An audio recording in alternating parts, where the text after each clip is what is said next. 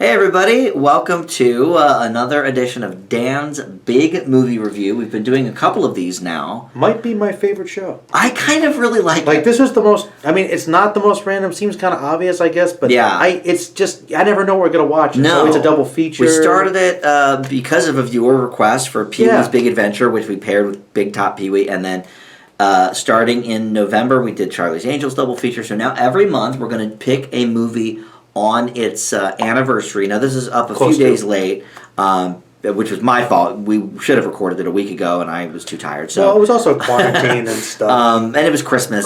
Holidays. But anyway, so one of the movies that we have been talking about really almost ever since I've known you, years and years. For some reason, yeah. It keeps coming up, and it's one I had not seen since I was a kid. And I hadn't seen it. And you hadn't seen it in a long 15 years or something. And so we already sort of had this big movie idea and was like, this is an anniversary year for this movie, but it came out in the summer, so that's not the anniversary. So like we're sort of tying it in with the VHS release, which came out for Christmas. It came out for kids to get in their Christmas stockings or whatever. December 18th, 1990, I should say, was Dick Tracy. Yeah. This great movie.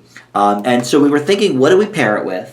We had a few different ideas, some of which we'll actually get to this year because 1991 is an anniversary for them. So, but I thought another great old radio show from the 30s and 40s, The Shadow, which is one that I saw in theaters in '94, and I'd never seen it again. But our buddy Troll liked it, and he always said really liked The Shadow. And you were into it. You were into the idea of watching The Shadow. Well, I liked the theme because they're like old pulp heroes. Yeah. And we're going to do the other ones that are also in this weird vein of like 30s, 40s stuff is, I think, The Rocketeer. Yeah, the 1991 release was The Rocketeer, and then we're going to pair it with The Phantom. The Phantom. With your buddy from Billy Zane. Billy Zane, yes. So that'll be this summer, but and we've got a few other ones in the pipeline, but this is going to be a video all about Dick Tracy primarily, and then The Shadow afterwards. Yeah. Sort of as a dessert, I guess, or what have you. Yeah. I think that's a perfect metaphor. Yeah. I think it's this came out in 1990, the summer. This was a huge movie, and one of the things, actually, I thought it was bigger than it was, but apparently it just kind of broke even. But that's because it primarily cost so much. But as we were watching it, we'll sort of get to this, but we thought. This was clearly heavily influenced by the '89 success of Batman. That's kind of the reputation it has. And as I kind of looked up some things, no, this filmed before Batman came out. So obviously they both stylistically it was sort of the same from the strips and setting stuff. And some of the matte paintings. Yeah, oh God, well, I can't wait to talk about the matte paintings. But it's mostly the Elfman, right? Yeah, I mean, Elfman is really the connection of the two. We did decide there is one scene that's definitely Batman inspired. Yes, we'll talk about it. But so anyway, Disney had really high hopes for this. I don't think this counts among the Disney bombs like Tron, Legacy, or Lone Ranger, but this did not give them the box office receipts they wanted. They had really hoped, and Warren Beatty hoped as well, to make a real franchise out of this. In the same vein of an Indiana Jones or something. And I could have seen it. I did not know. Like, I knew he was fond of this movie, but I didn't know this was like his baby passion project. Yeah, so basically he purchased the rights to the film in '85. Wow. And at the time, I mean, he was a pretty big box office star. Yeah, I forget he is a pretty big star, but I mostly know him from this. This is to this day. We realized this as we were watching it. To this day, this is the only Beatty movie I've ever seen until this movie he had a few years ago called Rules Don't Apply. But we're going to watch Bonnie and Clyde next weekend because it's on Netflix now. So, but I've never seen that. I've never. One of his early classics. Surprisingly, never seen it. I've seen this and Bugsy. Yeah, you've seen Bugsy. I'm surprised you never saw Bulworth either, though. That seems right up your alley. I wanted to, but never saw it. But so anyway, he took this whole idea to Disney in '88 and was like, we need to make this a movie, and then because he technically sort of owns the rights to it, I guess along with Disney maybe, they've been trying to make a sequel to this For a long ever time. since. Yeah, they've been talking about it. The latest was what? Just a couple of years ago, I think. They're still in talks. It's a conversation Here somewhere. you go. In April of 2016, he mentioned the possibility of producing a sequel. He wouldn't play Dick Tracy at this point. Yeah. But at CinemaCon, he mentioned wanting to make a sequel again of this movie. So it's all very interesting. And there was a bunch of lawsuits about the property and the script, and this and that and the other thing. Wow. And that went all the way to 2011. So for a long time, there was some interesting things with people maybe not getting paid what they should have been on the movie, or who really owns the rights to the character, and this and that and the other thing. And we're not really going to talk about that. This isn't as much background as I do for the Dan Does Disney show, but I did want to at least mention those things for context. But for why maybe we never did see a sequel to this movie. Yeah. And interestingly enough, this one surprised me as well, because I always thought this was a pretty beloved movie. I think so. But like we did for the Charlie's Angels, it comes up. I want to talk about the Rotten a little bit. You didn't share this with me. Because, I did not share this with you, but I was always under the impression, I guess maybe because I was 13 when it came out, or 12, and I was like, oh, this is a great movie. My dad loved it. We had the VHS, so we watched it. That impression. And it is not to be. So let me tell you about the... I don't know what this is. I always assumed it was pretty beloved. The division here. Oh, no. Tomato meter, which is the critics, 63%. A lot lower than I would have thought. Yeah. And then even worse is the audience score, 53%. So this is a very divisive... So very divisive, which I never realized. Well, we talked about this a little bit while we were watching it. Mm-hmm. Like this... I always kind of assumed that, because I'll admit, it's weird. I look up Rotten for everything. I never did a Dick Tracy one, but that is interesting. Well, we're going to have to try and figure that out. The thing about Dick Tracy is this. I always liked it. Yeah. If I was a kid, this was we joke about it. Like, if you asked me when I was a kid... You probably saw it around the same age I did.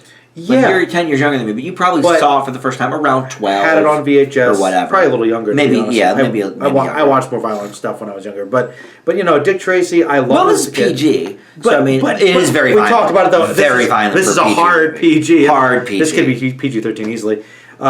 Today it would be. Yeah, like this. No doubt. Ridiculous. But if you'd asked me when I was a kid, this would have been up there for me as one of my favorites. Okay. And to be honest...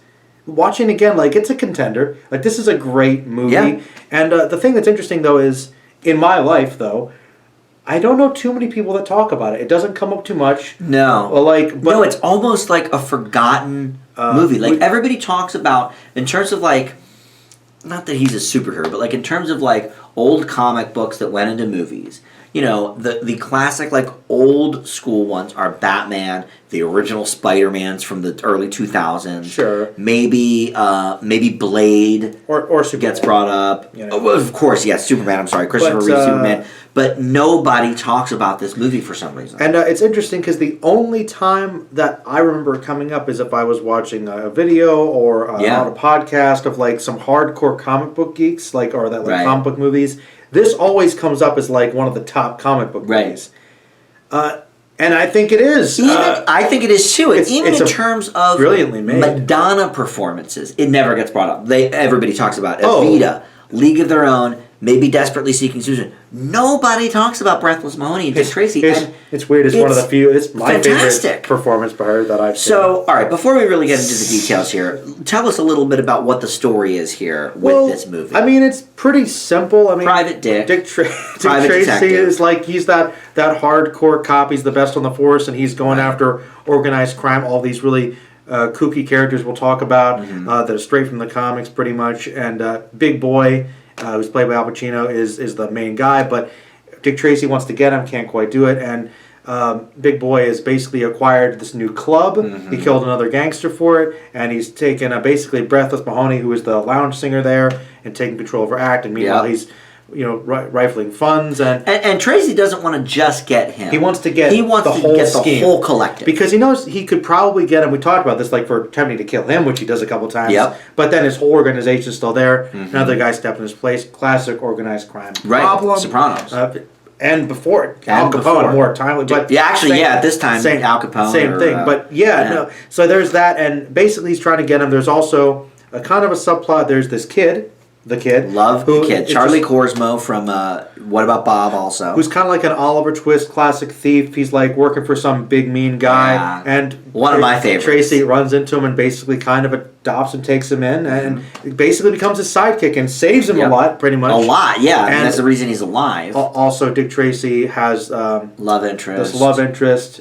Tess. There's Tess Nice and wants to kind of settle down with him, but he can't quite do it because he's too busy. He doesn't know how to communicate. Right. That's kind of a running thing. And also, Madonna... The kid tries to sort of get them together, but the kid's great. The kid knows what's up. But Breath of Mahoney is the lounge singer played by Madonna, and she... is kind of get with Dick Tracy, trying to get on that action. Yep. And meanwhile, there's also a mysterious, no-face gangster who's trying to put Dick Tracy and Big Boy together and come out on top. And who was that voiced by? I forgot. Was it Frank Welker again or somebody? Oh, I think it was maybe Frank Welker. Wait, hold on. He does all the voices.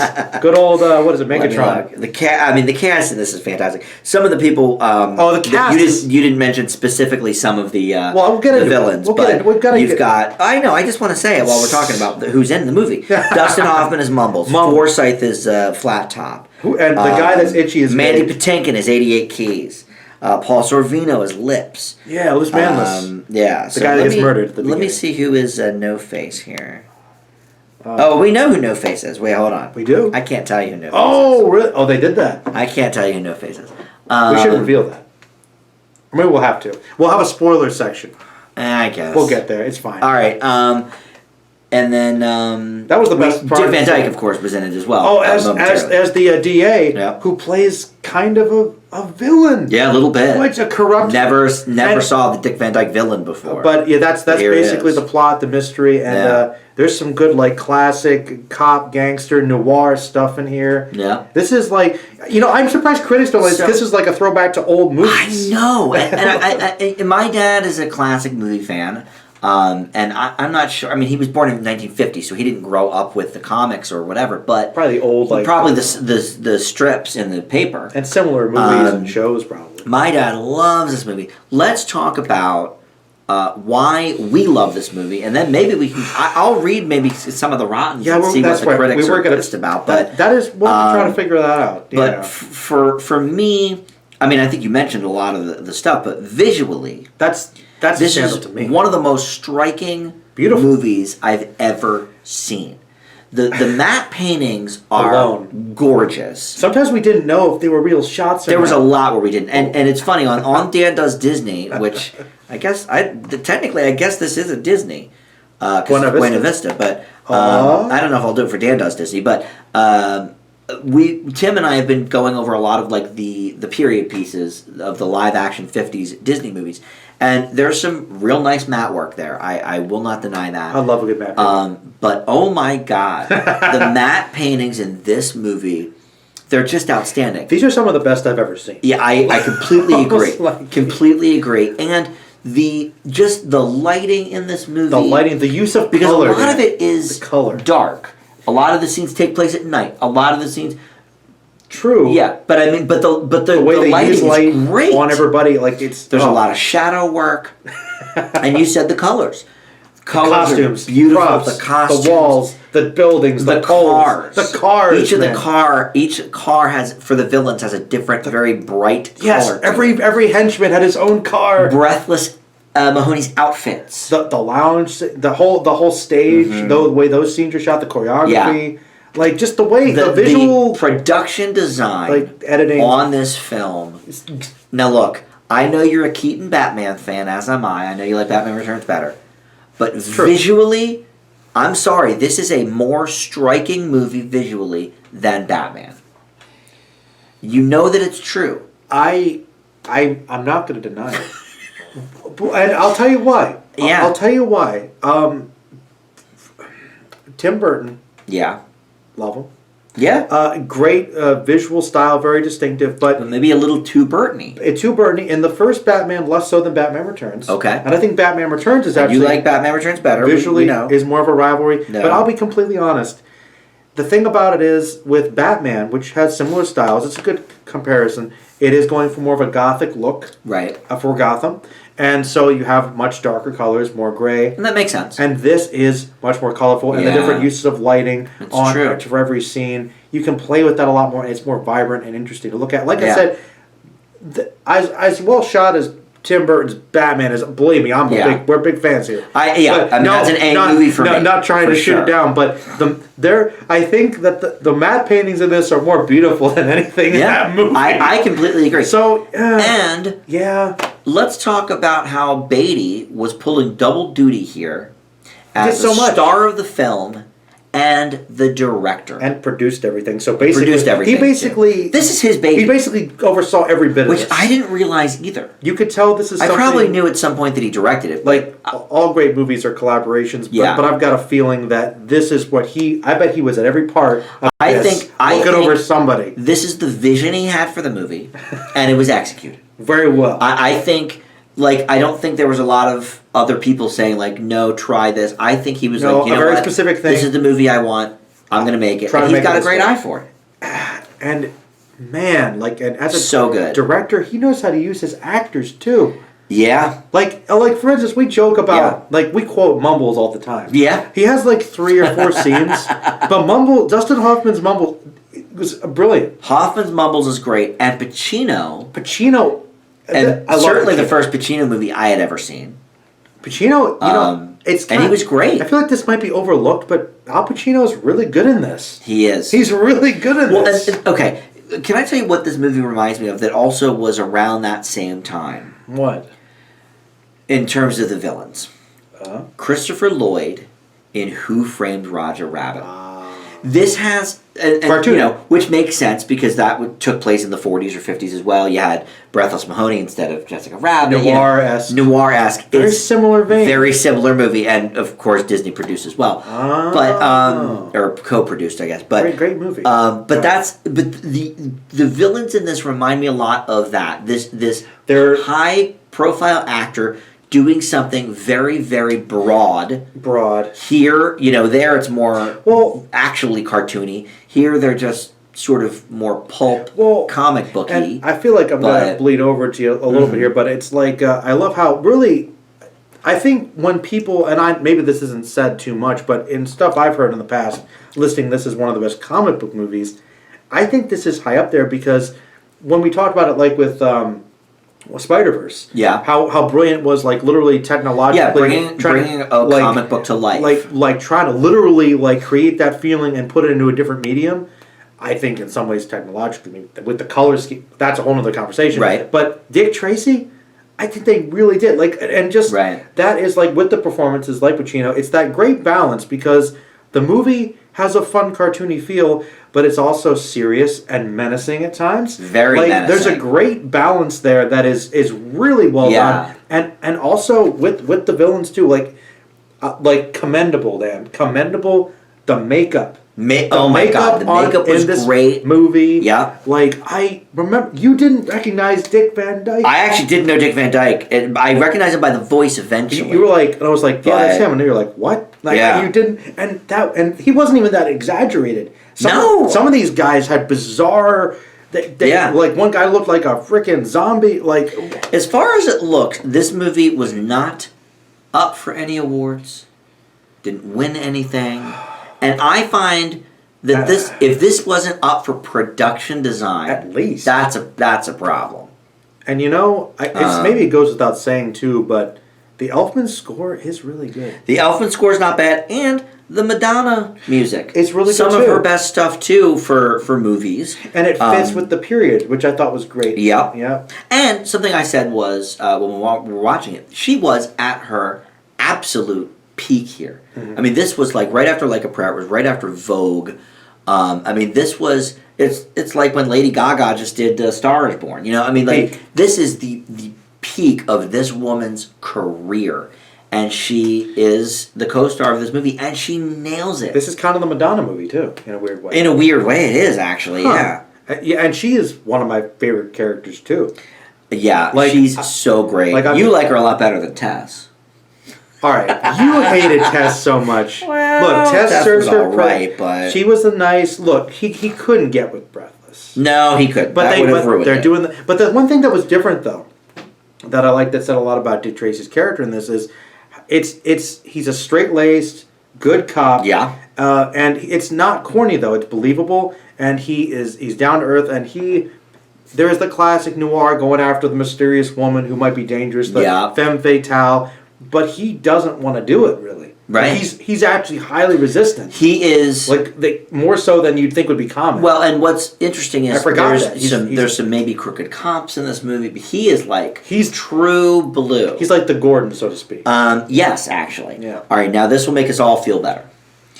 So the Dick Tracy wiki page apparently doesn't have this. So I thought, you know what? I'm going to look up the. Come on, guys! I'm going to look up the 1990 Oscars page. It won Best Makeup. Oh, good. Thank you, Jesus. This movie won Best Makeup. Okay, it won something. And it was nominated for Costume Design. Okay. Lost to Cyrano de Bergerac. And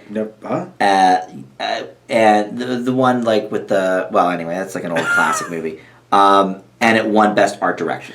Okay. So now we feel a little bit better about this. A little better. It was up for Best Sound. So this thing was nominated for a lot of things. It was like for technical stuff at least. Yeah. And I don't think Madonna was up for Best Song, but maybe she should have been. It's a shame. But anyway, so this did win several Oscars, and it should have. Yes. It really should have. Okay, good. That makes me feel a lot better. I was fired up a little bit here at the thought that this thing wasn't even nominated for anything. I should adjust the wiki page. You should do that. But listen, what can we say maybe before we carry on too much in the negative? Because I don't have too many. I mean, the only thing I can really think of is that one shot from Batman was just... Oh, well, they blatantly took it. I mean, they just stole it. Yeah, Elfman, your story is probably right. Elfman's like, well, I saw when Tim was shooting this one scene, they got Michael Keaton's stunt double jumping through the glass. Jump through the glass. You should have Dick Tracy do that. He did that exact thing. I know most of it was probably done filming, but that was clearly, we got to sneak that in there quick. Yeah. So I didn't like that. And, the Tess Trueheart thing. She is a bit bland. I think her character is not fleshed out at all. She's quite. Basically... Nice girl. Nice lady. Wants more from him. But, to be fair... She serves the purpose very well. Isn't this mostly how women characters... were portrayed in the 40s. Were portrayed in the 30s. This is why Wonder Woman was such a revelation. Yes. When she came out. Look, I think, this is the thing. So, that's why it doesn't bother me, because it's clearly on purpose. And it's it serves the function of the story. I don't think she's a bad character. She's just a little basic, maybe. Very basic. But then again, you could argue that as well executed as all these other characters are, they're also kind of stock. A little bit. Is Dick Tracy a deep character? No. Not in a blatant way. He is an honest man. Always gets his This movie is about getting to the beats of the story and having fun with it and those emotional nuances. And the story, it's simple, straightforward, but it works and it has a few twists. It's good. Definitely a few twists. Is it probably maybe the weakest link? I thought you were going to say when Big Boy was doing bits at the end, jokes. I didn't care for the jokes. I will admit that. All right, that was a little strange because he's this guy with a lot of ambition. And maybe all right. Then he started doing. He starts riffing.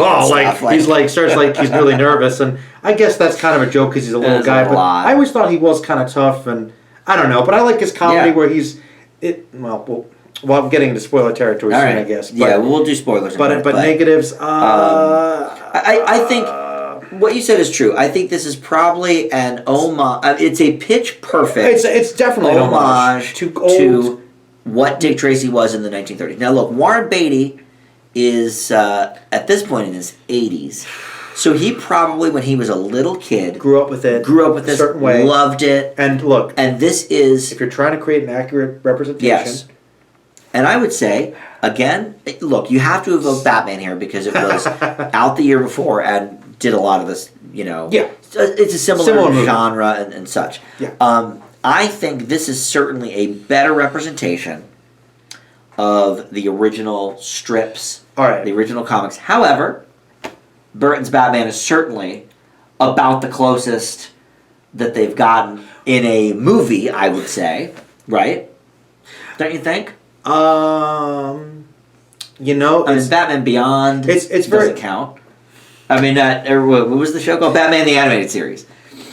Well, okay, that. I mean, this is a different conversation, really. That's the real answer. Yeah, but all right. Well, in terms of film, here's the Burton thing. got it pretty good, but well, the interesting thing about I think Dick Tracy is probably more accurate. I'm not an expert on the strips, but for the general feel, we watched the serial. Yeah, we watched the serial. Like I have a couple of the reprint books. I get the sense this is very much like those old strips. Yeah. The core of Batman is very much there, but the thing about the Tim Burton movies is that he actually did a lot of his own stuff. The core elements are there. Okay. But like, for instance, the Joker, killing his parents wasn't the thing. That was new. Okay. And Bruce Wayne being kind of a weird, reclusive guy who's maybe not the most traditionally handsome guy. Like, he did some different things. So actually, I would argue Dick Tracy is truer. Oh, I think it's definitely true. Now, I will say, I think that Tim Burton's Batman has more going on, perhaps for character stuff. I would agree with that. Maybe performances are a bit better, but these are so good too. They really are. It's not like they're still in the same league. It's just a different style. But I think this is the more pure comic book movie. I think so. I would agree. I think so. All right, so let's look at a couple of these negative reviews and see what we think of the lies. I think this is a fantastic movie. Out. I mean, even the stuff we're saying, I think is a stretch. We're looking for stuff. I think we're looking for things at this point. All right, so let's see. The under 25s who form most of the cinema audience have no special reason to warn to a comic strip hero devised in 1931. Well, I was 12 when this came out, and I loved this movie. I was a baby. So that's number one. In spite of stellar cast led by Beatty as the square-jawed cop, Dick Tracy never comes to life. It's all life. What? It doesn't exactly slow down much. It's the rough idea of Dick Tracy movie. Stiff, formless, and kind of dumb. I don't agree with that at all. I mean... all right, here's a good one. Dick Tracy is a painted globe of a movie, lushly artistic on the surface, but resoundingly hollow, bounces around aimlessly, and finally ricochets off the audience into oblivion, leaving hardly a trace. All right. I agree that it's lush. I agree that it's visually appealing. Painted, but sure. I don't agree with then the boring parts. All right, there's nothing to it. They'd be saying it's hollow because these characters are caricatures. I agree with what you're saying, that as an homage, like as Tess, a pitch perfect or a lot of these homage, other characters, these characters they are the way they were in the 30s comic strip. Right, which is the point, like you said. And you can get behind that. It's like liking a simpler old sitcom or something. Like, okay... Yes. Or, like, for instance, if they did a Dick Tracy movie now, yes, they should maybe go deeper into the character, right? Maybe flesh out the plot more. But the spirit of it, I think, is here. And sometimes I think that's all you need. It doesn't have to always be like that. And that's a great point. And I'll find out when we watch The Rocketeer later how that... But I always sort of got the sense that's I like a little bit similar there. But the thing with this is... first of all, it is PG. It is, and granted, it's a hard PG, like you said. Kids movie. But it's not made for the Fast and Furious crowd. It's not made for the Jurassic Park crowd. No. I don't think. Yes, there's action, but it's more of a gangster, beat cop. Pulp. Yeah, like beat cop. I think it is very much in the vein of Roger Rabbit. Yeah. And so I'm not sure why. Now, look, Roger Rabbit was obviously an artistic marvel. I think this is too. But I think in many ways this is as well. Yeah. So I don't think it's, it would be boring to kids. I liked it as a kid. I think. All right, let's think about kids of today, because that review about the 25-year-olds in the audience, that was from 2019, so obviously it was some sort of, re-release or something. So, okay, how do you think it would play to kids today? 10-year-olds, 12-year-olds? Maybe they might think it's... I think with all the things going on in Avengers and other things, they may find it a little bit simplistic. But I think that's like... It's the broad strokes. I think that's like saying, oh yeah, The Wizard of Oz is simplistic. That's a good example. Because, yes, it's also from the 30s. And yeah, maybe... Dorothy's not that deep, realistically. All right. Dan, this is one of the great things about looking at any artistic thing or movies, is that we always have to appreciate the historical context. Yeah. Like, I think Wizard of Oz, yes, if somebody really wanted to, they could pick it apart. That's fake. Yeah. That's fake, if they wanted to. But it still comes together beautifully, and it's made even more impressive by what they had to do at the time, technologically, without CGI or anything. You're right. And Dick Tracy's the same thing. Yes, maybe it has a slower pace, but you think about marveling at the detail. But I didn't even think. I mean, I mean, in terms of framing the shots and putting the production together. Like you're right. It's the brightly colored suit is the stand-in for the CGI monster. But the thing is, for instance, in Avengers with all the fight scenes, Kim might like that because it's hard to get bored. But the thing I don't like a lot of those big fights is you can't take in all the details. Right. With the slower shots and the pacing and the conversations and the use of lighting, you can take time to marvel at all the great little details. Well, one other thing that's interesting about this movie that you mentioned, sort of in a roundabout way, is that it is great, but this has a lot of gunplay. Oh, I love the gunplay. A lot of gunplay, which is shot very well. They're Tommy guns mostly. Tommy guns in cinema. Tommy guns in cinema was my idea for you. But in the Marvel movies, because it's and a lot of the action movies of today, PG-13, Equalizer, John Wick, there's a lot of hand-to-hand combat that we don't even. It's so fast and so rushed. Can't relish it. I don't even know who's hitting who half the time because there's too much going on. It's hard to shoot to stimulate my senses. Yes. Somebody picks up a Tommy gun, fires all through a building. You get it. And the bullets. You know who's firing. They're getting building it up, and then it catches on fire, and then boom, it builds up. And some cool fires in this movie. Man, that shootout at the end was great. Is it possible that Dick Tracy though should be hurt a little more? Getting hurt at some point. No, he's an old-fashioned 40s pulp hero. That doesn't get hurt. I think maybe that's the one thing I would have updated a little bit. He's practically... Well, actually, no. Hold that. He gets captured. That's the thing about Dick Tracy, though, and that's the thing is he's a bit flawed. He almost gets killed multiple times. That's a drinking game. Drink every time. That is true. Yeah. And the kid saves him. He has weaknesses. But when they're in, there's a couple of gunplay scenes. I know. It's an action movie. I understand. There's thousands of bullets that never hit the guy. He should have gotten a scratch. He should have gotten a scratch. Or some dirt on his suit after the explosion. I think maybe that's the one update they could have had to bring it into the 90s. Okay. That's it, though. Okay. I appreciate everything else they're doing with the style and the acting and all of it. You know who bright I colors. Think, probably would appreciate this movie, and I wouldn't be surprised if they did something with it. Would be Tarantino.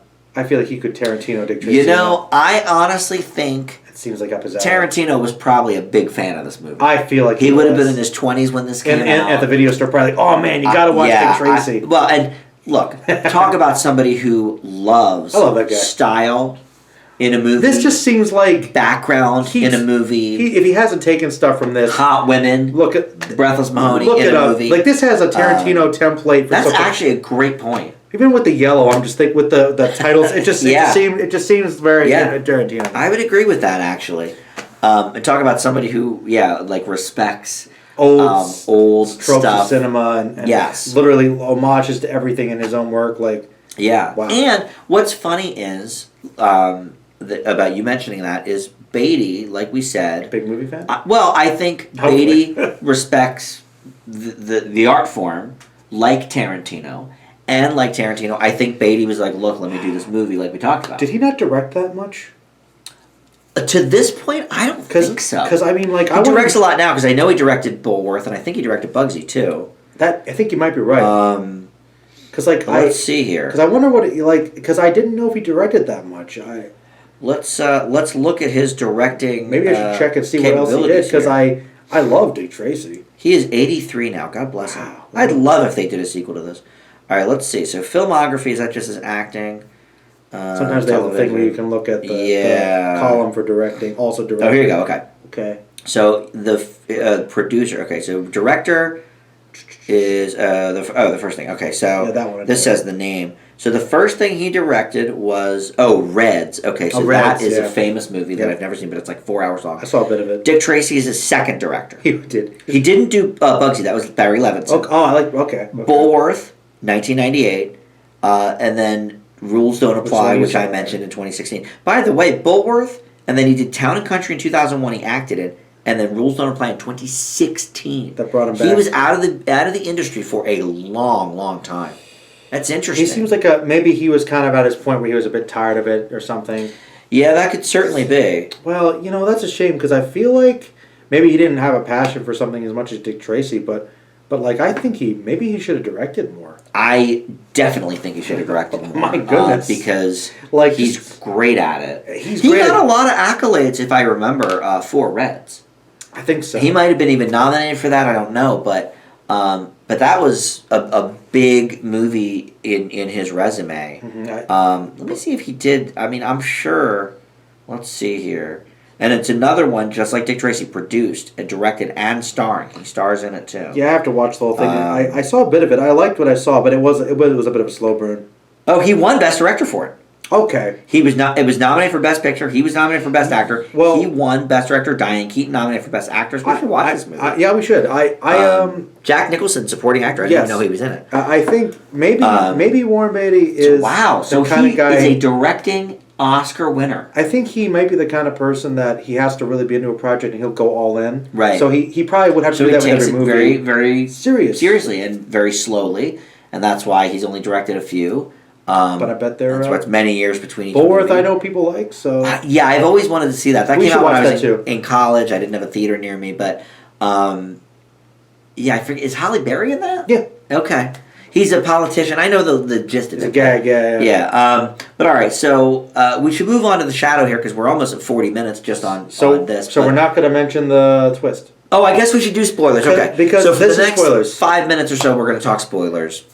Just for this movie. Skip like 5 minutes ahead. But that was my favorite moment in the theater with you, is because you forgot it. I completely forgot. And you were like, like gasp, audible gasp. And I think if you had any doubts that you loved the movie, that the writing and performance gave you a little twinge there for that. So No Face turns out to be Madonna. Yes. Breathless Mahoney the whole time, which is great, wild, but totally makes sense. Because, of course, she wants Big Boy out of the way because he's now taking control of her career and her life, and she hates that. And I also liked how they do kind of play up the fact that she's vulnerable. She wants Dick Tracy to kind of save her. Yep. He can't really help her. And it still plays into the classic femme fatale where she is dangerous. Right. And she really is pulling the strings. I mean, really dangerous. So I was like, she's kind of secretly the main villain of the movie. Yeah. Like, that's crazy. A little bit, yeah. A little bit. And of course, once it's revealed, he's like, "Well, now I really can't be with you at this point." She's dying. Yeah. But yeah, boy, what a friggin' twist! Yeah. People don't like that. Like, the fact this has a 63%, surprising. It's very surprising. Well, look at it this way, and I know that the rotten always kind of gets people discouraged. Yes. But think about it. That means that, like, even if you have a movie that's divisive, that means 50% of the people, half the people that saw it liked it. That's still a lot of people. Well, that's true, I guess, but... a lot of people didn't like it. Well, and the other issue with Rotten on older movies... Nobody, is that they take mostly newer reviews. It's not like they're really, for the most part, pulling reviews out of the New York Times from 1990 for their website. Now, sometimes they do put old, Ebert ones up or whatever. Well, he's got everything up there. He's a classic, but he's got everything on his site. But...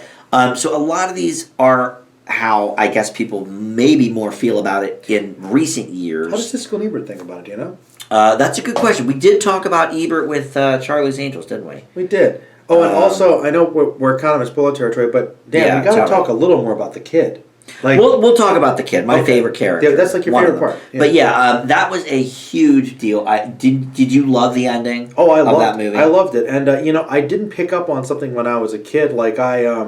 I think you and I debated about this. Maybe it's open to interpretation, but at the end, in the great scene in the the under the bridge or whatever, in the factory or whatever it is, it's a great, which is I think it's very similar to the Great Mouse Detectives ending, by the way, which I haven't got to. I haven't seen it. Yeah, both great gear turning, similar stuff. Wonder if there was inspiration there, but anyway, one of the things I liked about it the most was that that moment where she's got the gun. Mm-hmm. Actually, still has No Face and is pointing it at Dick Tracy and is trying to still get him to join him. You can. Then, while she's in the disguise, she's like, "I want us to still maybe work together. But in that moment, she's thinking of putting the gun down. But then she's actually gonna shoot him. Like if she has to, she's going actually to kill Dick Tracy. Yeah. And I think she even says something like, "Oh, I know I'm bad." And that was bold. And I was just like, wow, like she still wants to be with him. She still wants to come to her side. But if she has to, she will take him out. Is she a great character? That's what I was going to say. Is she the greatest character of the film? She's. I mean, if you want to talk she's about... She's certainly more complex than Dick Tracy. Complex, depth. I think she's the most complex character in the whole film. Absolutely. She's the best written character and performed. Yes. In the movie for handling multiple characters and layers. Madonna did a great job. And I guess she did the voice too. Is that what it was that you looked up? It actually doesn't say. Interesting. Yeah. I might have to look a little deeper for that. Well, think about it. That might have been a spoiler on the... what if they messed with their... That wouldn't surprise me. They could have. That's classic trick to do. Yeah, I think so. You could argue greatest. I mean, you got some great characters, which will lead into our next section. Yeah, I think there's some characters, but she is definitely the most complicated. Best written. Best written. Acted. I'm not sure if she's the best acted. I don't... Juggling Beatty, performances. But... more nuanced, perhaps. Yeah, I mean... Okay, Beatty, known for his acting.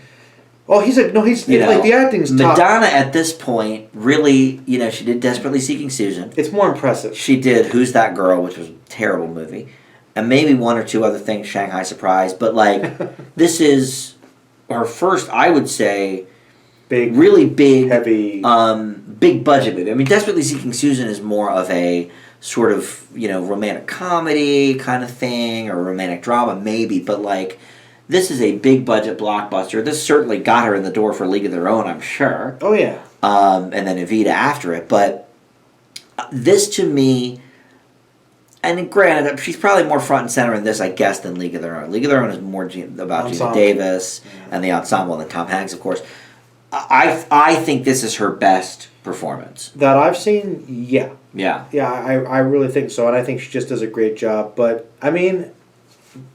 Beatty as Dick Tracy, if you want to say he's the best character, I mean, that's certainly easy. The kid is great. So let's talk for a second about the kid. We can. I love him. He's the best. When Do We Eat is the other drinking When Do We role. Eat is a classic line from this movie. He's a great kid. He's actually not overly cute. No. He's kind of a d-bag. He's a little bit of a street urchin. Yeah, and he clearly doesn't have the tape manners and no manners. But it makes him endearing. He's got the good comebacks. He doesn't really cave into Dick Tracy, but he's loyal as hell. Well, Dick Tracy saved him. Yeah, and he continues to save Dick Tracy over and over. He is. You know what? He's a great character too. One of the great sidekicks. I think Robin could go up against this kid. Yeah. Now you're not a Robin fan, but that's not true. We can get into it later. I like Burr Ward. No, well, all right, it's good. But no, I just think he's a great sidekick. Yeah, he really is. And also, look, funny.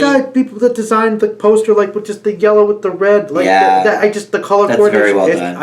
I love it. And he really tries to push forward the romance part, which is of course my least favorite part of the movie. But you have to have Tess. Because that's why you can't hate her too much. He would just go after Breathless immediately and be like, "Oh, you're right. You're hot, Madonna." So the kid kind of grounds him, and the whole being a family. Yeah, it's important. So Tess as that kind of. She has a role. She has a role that works. She's just bland a little bit. Maybe isn't my favorite. So when she's kidnapped, you don't care? No, I can't say that because she obviously is a great person for Dick Tracy. Good for him. Yeah, I like that they got together. It was a good classic happy ending. I liked it. Satisfying. And it's great. 30s, 40s style romance. Yes. It's the exact kind of, and I told you to watch Casablanca, that's on the list, but it's not that much different really from, the romance in Casablanca, to be honest. Well, and some people think that's a great movie, so, is it really that bad here? It's classic. Right. See, judge it by the time. But also, I know we're saying this movie's pretty straightforward, but there is some really good writing, the fact that Big Boy is actually innocent of the thing that he's being caught for at the end. At the end of the day, and he's trying to make that a deal. Is very true. That's very interesting. Yes. No, I think this movie has a lot of good twists, great writing.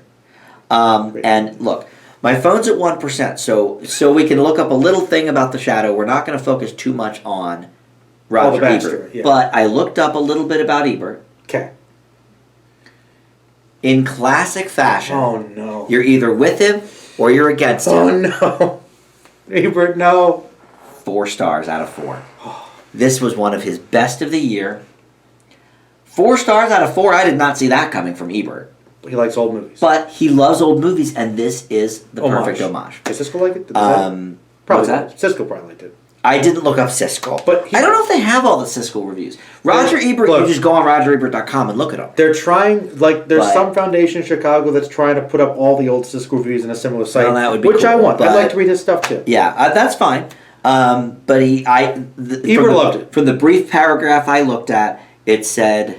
Basically, it did all the great things Batman failed at last year. Oh! Classic. I don't know what he thought of Batman, but obviously not 4 stars. It's classic Charlie's Angels. Worst movie ever. Oh, this one's actually pretty good. Yeah. What? But look, I'm with him. For me, before we move on to The Shadow here, we got to grade this thing. This is an A for me. Yeah. This is an A film. It's an A. I'm tempted to give it an A+, but you're right. I wouldn't be shocked if someone did. If you gave it an A+, I'd be fine. I really don't have any real issues with this movie. It's a great movie. It's pretty solid. It's a pretty solid film. Perfect film, I don't know, but it's certainly a perfect homage. It is great at what it is trying to do. Absolutely. And that's all you can ask. Yeah. Really. I agree. So, a fantastic movie. I'm glad we did it. Me too. Glad we finally did it. Now let's talk about The Shadow.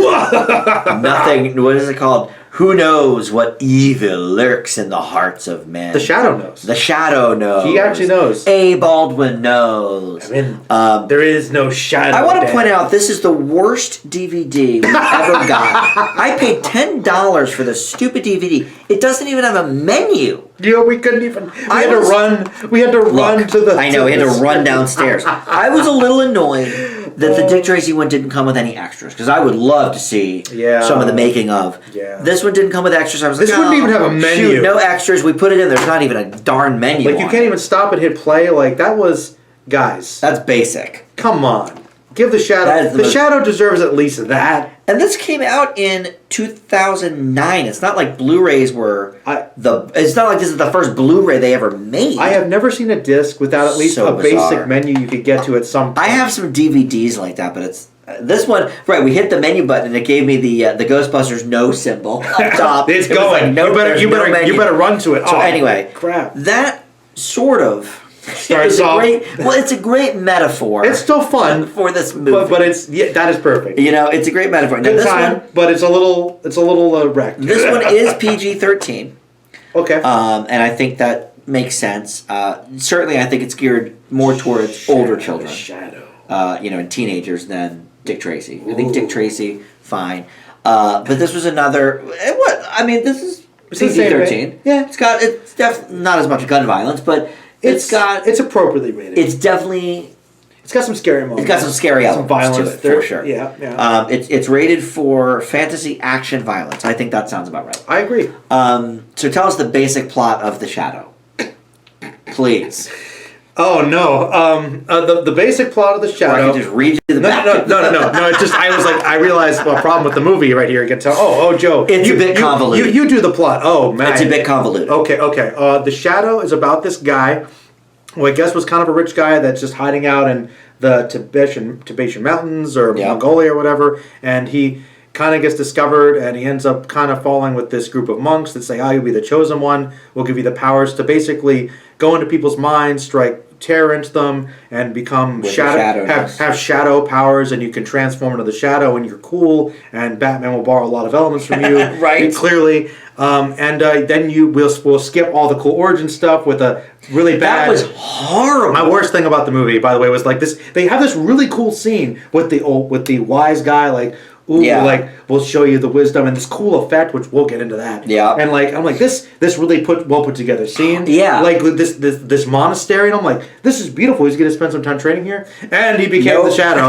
Now he's the Shadow. And then he's in New York, and he's just basically there is a love interest in there, and he's this kind of doing the Bruce Wayne thing where he's like, oh yeah, there is no Shadow, but he's clearly the Shadow, and there is this old artifact in the museum, which basically has a mummy, and there's this descendant. Genghis Khan guy who's basically definitely Genghis Khan. He's like the anti-shadow who can control people's minds, and he can create like zombie soldiers, and he's going to basically create mirages and take over the world. And of course, classic wants Shadow to join him because they are of the same ilk. Yes, and you must join me. And he has to save the city. And he has his sidekicks, Peter Boyle and the one doctor guy, not George Takei. Not George Takei. And the chick from although he kind of was. Kindergarten Cop. Penelope and Miller was in it. Yeah, absolutely. And that's pretty much it. Okay. That's the plot, pretty much. That is Didn't the plot. do too bad, right? Now, that was actually great. Now, before my phone dies, we'll go over the rankings here. So, Rotten Tomatoes. Little rotten. 35% on the critics. Okay.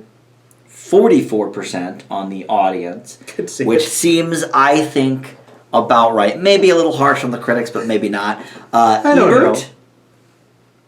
3. 3 out of 4, because he loves the old. Similar vein to Dick Tracy. Similar vein to Dick Tracy. This is probably fairly competent to what the radio show was back the old in the 40s. Strips and stuff. Like I don't know as much about the Shadow. Alex told me some things are a little different. Yeah, I don't know a ton about the Shadow, but he's not actually this guy. In this one, he actually steals this guy's identity. Okay, and so that was new. And he doesn't transform into the Shadow. He just puts the clothes on. Okay, so like they and he doesn't have quite as much power. It's more just scaring people from the dark. I mean, let's think about it though. In a radio play. How do you? There's a lot that happens in this movie that you can't really show. I guess you. Hey, say it's happening. Hey, that could be why they fast forwarded the whole. They just training sequence, and then this happened. Maybe that's an homage that just for us didn't take. But I didn't like that. No, I hated that. But at least an announcer thing. And the Shadow learned for 7 years. Now that would have been good. That would have been cool. But I could see that because, right, a lot of the things have to be sort of really described in a radio play. And I think this is a very visual movie, actually, because of all the shadow stuff going on. But some of the sound, like we'll talk about the laugh in Baldwin's voice, does work well. Yes, I would agree. But there were a lot of times when, and personally I hated this part, the gags were like, Alec Baldwin would be there in the doorway, but then there would be like a shadow coming across his face. The shadow is not. Well, no, the worst one was when he's talking to the one guy in the club, like, and literally, yes, this is someone knows, which the shadow is. He's literally in shadow in this brightly lit room, and the guy's like, there is no shadow. Either it's metaphorical and we get it, or this. Why he'd be like, why is there like shadow literally? That was so stupid. That was hilarious. Yeah, I guess, but I don't know if that was the intent. I'm not sure. It might have been hilarious, but I don't think. Speaking of hilarious, my least favorite parts of the movie, the comedy, other than that, was for some reason. And look, I love Peter Boyle. Yeah, great guy on Raymond, great in Young Frankenstein, but doing these like self-aware bits, meta bits, and like breaking, not quite breaking the fourth wall, but like teasing bit meta, teasing the fourth wall. It's like or giving the Shadow like action Schwarzenegger lines like next time I'll be on top. Right, that was so bad. Well, listen, this was the era. I mean, it was the same year of True Lies. This is not the place. So. And here's where it differs. It's the worst part of the movie. Here's where it differs from Dick Tracy. Dick Tracy, of course, this great homage to the original. This is trying to. This updates the themes, I guess, for a current audience by doing these bits. Comedy bits, the Schwarzenegger lines. Oh my! And I think we can all admit, Alec Baldwin is not an actioner, the best action star.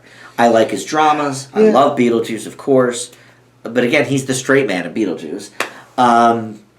But the action roles for him, I can see why he didn't do too many after this. Well, in his defense, though, for this movie, one of the things, I guess, for the Shadow is it's more about the presence. He doesn't have to do too much, like, stunt work. It's more true. He has to use the magic and the supernatural psychic stuff. So I'm kind of okay. Even that, I'm not sure I believed, though, coming from him. Maybe not. I think I definitely liked it less than you. That's for sure. And I think there's a reason, because I saw this, like I said, in theaters in '94. Never watched it again. Never really had the desire to. But for a few years later, me and a couple of my friends would do Shadow-esque bits to make fun of the movie about saying the lines about the Shadow knows and all this stuff. So really, in my opinion, it's got some memorability. It's got some memorable moments, but not for the right reasons. We kind of more poked fun at it. I think there's some good things about it. Definitely, I think there definitely were some interesting shots, some very interesting. Like when they were looking down on the table, or no, on the tile floor, shifting. Like that was, I mean, it does some sort flares. Of mind-bendy sort of stuff visually. And the CGI for the time. And for the time, the CGI is really good. Really good. I agree with all of that. Yeah, the knife was really scary. cool.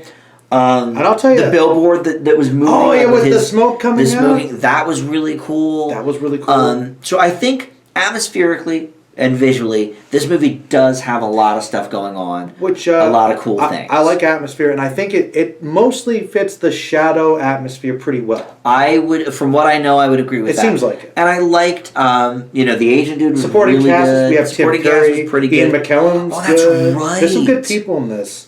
Tim Curry is, great as always. Great, and you know what? Early McKellen. Before he really was big. Yeah, it was good. I guess, I don't know, do you think Penelope Ann Miller's character is a little more interesting than Tess, I suppose? Yeah, I guess so. Yeah. Although probably not acted as well. No. No. It's a little bit of a wash, I guess. Yeah. But I'll tell you what, some of the sets, the production design, some of the stunts, and some of the just visual trickery, CGI, beautiful. There was some beautiful technical. I completely agree with that. We were like floored by some. I liked the concept of the ring and the action sequence where he kind of turns into the shadow and is moving around. That was really cool. That was very cool. Effects. I had some genuine that's cool moments. And what did you think though of the performance of the Baldwin performance as the Shadow? I thought it was serviceable. I thought it was okay. I can't say I thought it was horrible. No, I don't think it's horrible. I think his best part was when he was like... Actually, I'll tell you why I thought it was good. Okay. And this goes into my other point, which I think... I know we shouldn't dismiss technicals. There is some great stuff visually in this movie. Oh, yeah. And I think it's the best thing the movie has going for it, other than maybe the plot is pretty cool. The plot actually is interesting, and it's more layered than Tracy. Certainly more complex than Tracy. You have to follow along. It's pretty good. Yeah. It has some interesting stuff, very comic booky, and I liked the villain and the interplay with the villain. He did that well. So I can't say his performance was that bad. Okay. I do agree. There probably was somebody that could have done it better, but Baldwin wasn't bad. I don't think Baldwin was bad. Okay. I'll give Baldwin this one. I think he's okay. He's okay. But I think he was trying to, at this point in his career, break away from... be more of a Cruise. Mission Impossible was just about to come out. Cruise was doing a lot of more action-y type movies, Days of Thunder and stuff like that. And I think there's a reason that we don't see a lot of Alec Baldwin movies for the mid to late 90s because he's okay in this, but I think there might be another issue too, and maybe you can point this out to me too, because I don't know some of his stuff as well, like the comedy stuff. But in all the movies I've seen, I like Alec Baldwin quite a bit, but he doesn't usually play a guy who's more charismatic and restrained like this. Usually he's kind of angry. He's a bit dickish, he's got a bit of an attitude. Like Gilligan Ross, he's kind of like really hard on you. Yeah, like he doesn't pull punches, and it's almost like he's... The best parts are when he goes hammy, like wah ha ha ha in the Shadow. That's when he has energy. It seems like most of the time he's just trying to be very... But see, those were the parts I liked the least. Well, I don't know. The laugh was cool. The laugh is cool. I like the laugh. The laugh is cool. I just wish, I guess, if they were... Because, if I'm listening to the radio play in the 40s... Dan, think about it this way, too. What? Before you finish your thought. Yeah. Remember, this guy inspired Batman, 2 personas. So he's got the Bruce Wayne one, and he's got the Batman. Okay. Which actually is kind of what I was going to say. Okay. If I was listening to this on the radio in the 40s, and I was following along week after week with my good friend the Shadow, I do actually think... I'd listen. From a vocal perspective... I think he does nail both characters. Okay, he's got the voice. Both the regular Joe and the Shadow. I will admit that. And I suspect, we joked about this, but I suspect that somebody was like, "I love Alec Baldwin's voice. I want him for his voice." And he does have a strong voice. And the nose. We could put makeup on his nose. You know what? We did actually talk about how his facial features are perfect for this character. The classic big nose over the. So I feel like I think it was intentional. Okay, but I think about all the Batmen that have been out there. They vary. But acting wise, they're all pretty. As still. Batman, okay, maybe they're different. But you got the Keaton. But like Keaton's a great actor. Kilmer's a pretty great actor. Clooney's obviously a great actor. Bale is a great actor. Affleck. I don't love him, but Affleck's a great actor. These are all stellar These are actors. all like A-list cream of the... Maybe not Kilmer, but A-list cream of the crop actors. But in that era, Kilmer was coming off of, Tombstone, The Doors, all of these big movies.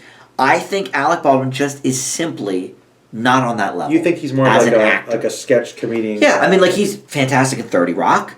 Look, he's interesting in interviews. He's a good supporting and he's a great guy. drama. He's good drama for supporting, but he doesn't have the varied level of intensity. I think he'd probably admit that.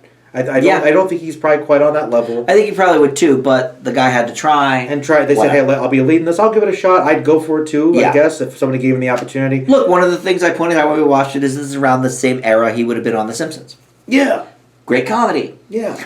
So to me, I'm not sure if he was the right guy for the role, but yes, voice-wise, he nailed both aspects of this character. I agree. And I guess just like speaking a little more to the villain, I think the villain is kind of what sort of saves it for me a bit, is because I think he sort of perfectly represents the movie as a whole. Okay. Because I didn't know quite what to make of him, and we didn't either. Yeah. And he's an interesting villain with an interesting motivation. He's threatening, but he's also a little campy. He's got a very campy comic book plot. Very, very big, take over the world stuff. Yeah. And I think it fits for what they're going for. And it fits the campiness of the movie, which is weird because it's... But I feel like the original show was not campy. Well, think about it. If this is a 20s, radio show, it's got to be a little campy. Maybe a little campy, but I mean at the time, that sort of campy nature was serious. Like that was the real... meat and potatoes of the, oh my gosh, like what is the Shadow going to do? How's he going to get out of this one? Yes, I think that this one is not quite Did they take this as campy as the 60s Batman show? No, of course not. No, but this one's kind of, it's camp. Most of the good camp, there's some stuff that's over the top intentionally. And then there's some stuff which is just like, there is no Shadow. Like I think it's just hilarious. That stuff is just so dumb. The laughs in this one are kind of all over the place. Yeah. The camp doing something maybe more campy would be Dick Tracy. It embraces the camp, takes it seriously, and it almost doesn't seem campy. Yeah, I was gonna say I guess Dick Tracy's campy with the villains. The villains are pure camp. Pure camp. But it doesn't don't seem like it because of the world. And the direction, because everything fits. And because this one's trying to be... Here we don't get that. 90s action movie. It's too different. Deadpool meta bits. Right. Also this old homage. It's trying to do too much at once. Right. That classic... And look, one might say, right around this time as well, maybe same year, was the problem with Batman Forever. Well, how do we market it? Oh, yeah. Let's have Jim Carrey, Stuff was too dark. Of course, I saw it, and I loved it at the time. But I haven't seen it since. I haven't seen it in 26 years. I think Batman Forever is a good comparison because trying to find that balance, and that's a great example. We're coming back to Batman again. Look, we're talking about old comic and radio shows from the 30s and 40s. I think Batman is a template. It's actually a good mirror of what's going on at the time because Dick Tracy and Batman... Similar successes. Yeah. Having that good balance of it's cartoony and comic booky, but fleshed out enough that we can take it so seriously and be immersive. Where this one is like, oh, how do we market it? Who do we please? Make sure there's this bit and this gag. Who made this movie? Universal. Okay, that doesn't surprise me. So, that's a good comparison. Yeah, thank you. And you know what? Batman Forever? Not my favorite Batman movie. But you know what? There's good things about it. Look, like I said, now I'm a huge Carrey fan, but I liked it when it came out. Yeah.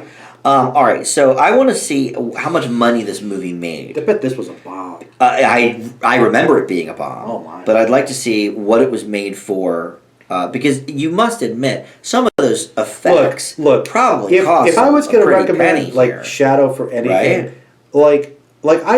Dick Tracy was impressive, Yeah. but I expect the fact that when did this come out? 94. 94. The CGI. So this has some of the best CGI I've ever seen. It honestly really does. Like this stuff held up so well. I was like, all right. So it about broke even. The budget was $40 million. Box office was $48 million, but you figure everybody spends at least $10 to $20 million on the marketing. So once that's figured in, they lost money. But that's probably worldwide box office too. I doubt they made $48 million in the States. Yeah. Summer blockbuster starting point for a new film franchise. Yep, that old trope. Toy, game, and clothing lines suffered from competition for its target audience between The Lion King and The Mask. That makes sense. Well, that's just Mask came out the same year. This is definitely, but this isn't right. Is this going for the same audience as The Lion King? If they were trying to market this for kids, but they're saying toys and stuff. Yeah, well, think about it. I guess Batman, at the time, people were it's the Entertainment Weekly gave this a D. And put it on its list of the 21 worst comic book movies ever. I can't stand by that. Have they seen? I can't stand by it. I've seen some pretty bad ones. Here's what Ebert said specifically. If you respond to film noir, if you like dark streets and women with scarlet lips and big fast cars with running boards, the look of this movie will work some kind of magic. Yes, the look. I agree. I agree on the look. I agree. I think you're definitely higher on this movie than me. But probably. You'll be surprised that this is not a horrible grade for me. Well, I was there with you. You didn't hate it. No, visually it's great. My biggest problem is the tonal swings are all over the place. The jokes, man. The jokes weren't working for me. Jokes did Baldwin, vocally great, looks-wise, sure, but the acting in between, I just can't get behind. Okay. So I'm. He's got to give his first. No, I'll give mine first. Okay. I teeter here a little bit on this one. But I'm going to leave it with a C+. Okay. I think the 35% and 44% of Rotten is a bit low. I don't think people are quite realizing what a technical kind of marvel this movie is. Strangely. And never gets talked about because it was a bomb. You should talk, there's some amazing effects work in Shadow. And I think that's the best thing it has going for it, other than I do like the plot. The plot's interesting. I think the plot is intriguing. The villain's kind of cool. And the villain's cool. I sort of lump that in with the plot, I guess. Yeah. That dagger, man. The dagger was very cool. The CGI was cool. And some of the shots, some of the sets were really good. But far cry from our friend Dick Tracy. I agree. I think Ebert might be a little high on this one with his 3 stars. I think 2.5 to 2 might be more appropriate. Yeah. But what do you think? I think you liked it more than me. I did. I was actually thinking C+ is a fair grade. That's pretty good. But I enjoyed it. I'd probably give it a B-. Okay. I think it's fine. That's what I was teetering against. I was not teetering any lower than a C+. It's fun. But I had too many problems with it to give it a B-. I agree. I think the thing was I think I liked Baldwin a little more than you did in it. Yeah, I would say you did. I thought he was fine. Look, nobody knows but the Shadow. Okay. Look, I mean, and I'll admit, sometimes some of the bad stuff or the campy stuff, I couldn't I enjoyed it. There was some. You did. I don't know, and I don't know how much it was intentional. That scene was so blatant. It was so blatant. I'm there's no way they. It was so corny. But was this the same year of Last Action Hero too? That might have been a year before. Yeah, I think it was the same year. Yeah, so, it was either 93 or 94. But, yeah, so that's very meta. Yeah. But yeah, I don't know. I thought it was a decent time. I think it's C+, B- is probably the appropriate range. I think I can recommend this for the same reasons Ebert did. If you like noir, I think this does a decent job.